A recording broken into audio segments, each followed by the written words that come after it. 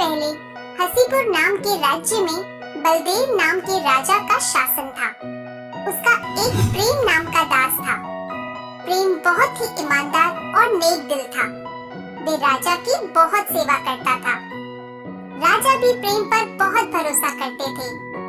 एक दिन राजा ने प्रेम को दूसरे गांव के व्यापारी से पैसे लाने के लिए कहा।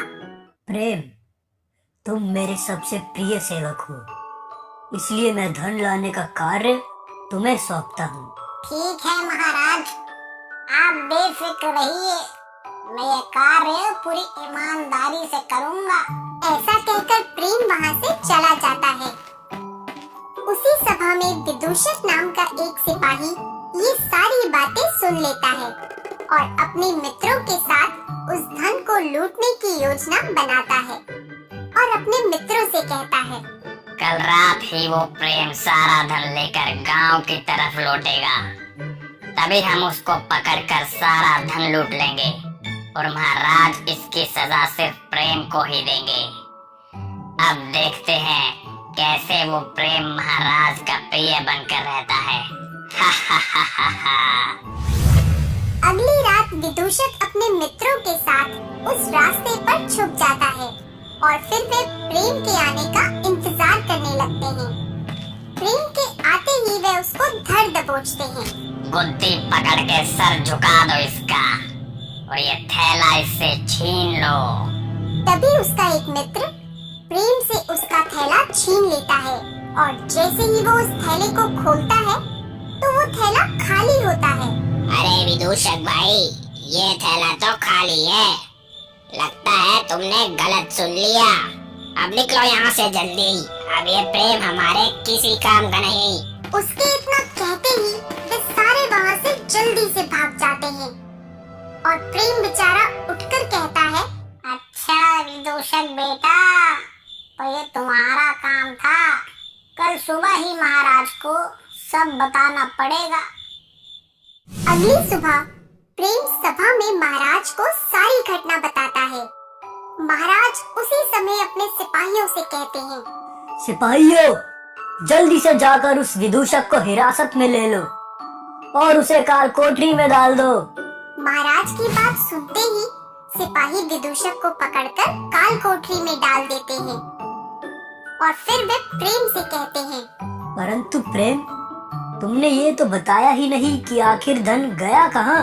महाराज, मुझे इतना धन लाने में सावधानी बरतनी थी और महल में सभी को पता भी था कि ये कार्य आपने मुझे सौंपा है, इसलिए मैं वहाँ गया तो, पर अकेले नहीं, मेरा छोटा भाई भी मेरे साथ गया था, पर हम दोनों साथ में वापस नहीं लौटे क्योंकि महाराज, मुझे पता था कि धन पर कई लोगों की नजर हो सकती है।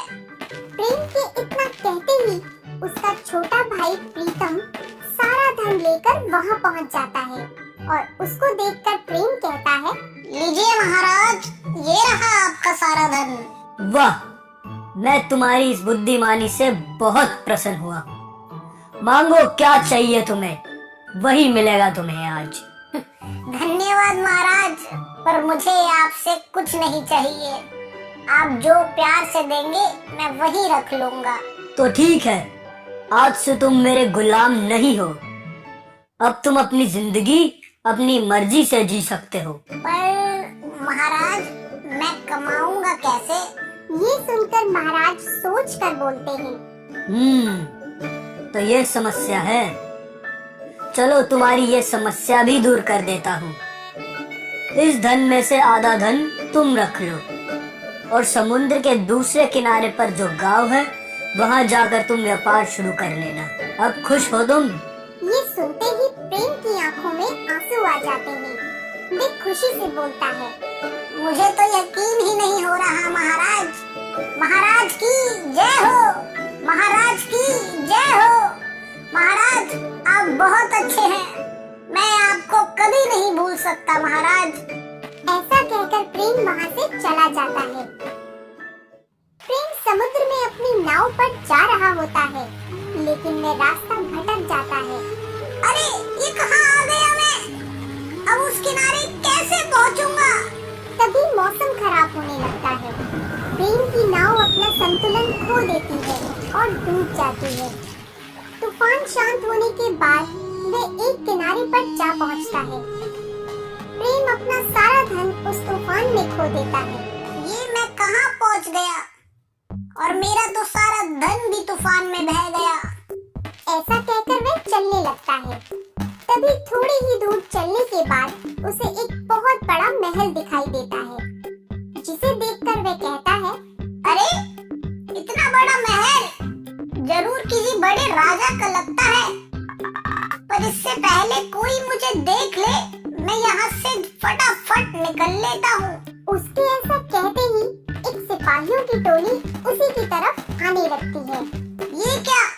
ये तो मेरी ही तरफ आ रहे हैं। कहीं ये मुझे कोई चोर समझकर बंदी तो नहीं बना लेंगे। अब क्या करूं भगवान? तभी वे सारे सिपाही जोर जोर से बोलने लगते हैं, महाराज की जय हो, महाराज की जय हो, महाराज की जय हो। उसमें से एक सिपाही कहता है, महाराज जी, मेरा नाम विश्राम है और मैं हूँ आपका मंत्री। मैं आपका स्वागत करता हूँ। आइए अपने महल में पधारिए। महाराज की जय हो, महाराज की जय हो। ये सुनकर प्रेम बहुत हैरान हो जाता है और कहता है, अरे मैं कोई राजा वाजा नहीं हूँ भाई। ये क्या चल रहा है? कोई बताओ मुझे। वे सारे प्रेम को पकड़कर जबरदस्ती वहाँ का राजा बना देते हैं और उसको सिंहासन पर बिठा देते हैं। महाराज, भोजन कर लीजिए। भोजन तैयार है। आपके लिए पूरे 56 भोग तैयार करवाए हैं। जी महाराज। उसके बाद आपके लिए नरम बिस्तर भी लगवाया है। खाइए और आराम से सो जाइए। तभी प्रेम मंत्री से कहता है, अरे भाई मंत्री, इधर आओ और मुझे यह बताओ कि ये सब क्या चल रहा है और तुमने मुझे यहाँ का राजा क्यों बना दिया? महाराज जी, आप आत्मापुर गांव में हैं और इस महल में हम सारी आत्माएं हैं। यहाँ हर साल एक मनुष्य आता है और हम उसको 1 साल के लिए राजा बना देते हैं। प्रेम ये सुनकर थोड़ा डर जाता है और कहता है, क्या? पर तुम मनुष्य को ही क्यों राजा बनाते हो? क्योंकि मनुष्य ही सबसे बुद्धिमान होता है। पर तुम 1 साल बाद मेरा क्या करोगे?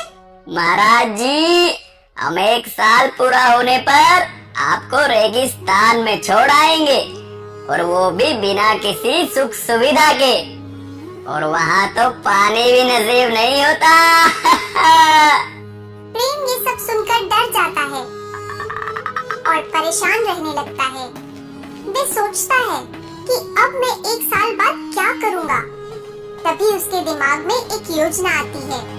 वे मंत्री को बुलाता है और उससे कहता है, विश्राम, मुझे कुछ सिपाही चाहिए जो मेरा हर काम करे। हाँ हाँ, जरूर महाराज। 1 साल ही तो है आपके पास, कीजिए जो करना है। ऐसा कहकर विश्राम वहाँ से चला जाता है और प्रेम भी खुशी खुशी रहने लगता है। देखते ही देखते 1 साल बीत जाता है। महाराज जी, हो गया 1 साल, पूरा हो गया आपका कार्यकाल। अब होगा आपका बुरा हाल। तैयार है ना रेगिस्तान में जाने के लिए? हाँ, मैं तैयार हूँ, पर मैं चाहता हूँ कि पहले चलकर हम सारे उस रेगिस्तान को देख ले। ऐसा सुनते ही मंत्री कहता है, जैसा आप कहे महाराज, हम सारे आपके साथ वहीं चलते हैं। ऐसा कहकर सारे रेगिस्तान की ओर चल देते हैं और वहाँ पहुंचकर देखते हैं कि वह अब पहले जैसा नहीं रहा।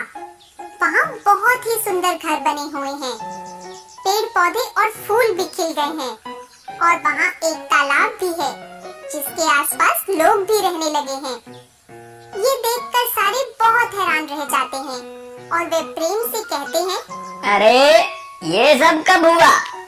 आप तो वहाँ मजे से अपना पूरा साल बिता रहे थे। सही कहा तुमने मंत्री, पर मैंने तब अपने सिपाहियों से साल भर मेहनत करवाकर इस रेगिस्तान को एक सुंदर गांव में बदल दिया। बोलो, कैसा लगा मेरा नया रेगिस्तान? ये देखकर सारी आत्माएं हैरान रह जाती हैं और वापस आत्मापुर लौट जाती हैं। वहीं दूसरी तरफ प्रेम अपनी बुद्धि और विवेक के बल पर उन आत्माओं से छुटकारा पा लेता है और खुशी खुशी अपनी प्रजा के साथ वहाँ रहने लगता है। हमें कभी हार नहीं माननी चाहिए और अपनी बुद्धि से कार्य करना चाहिए।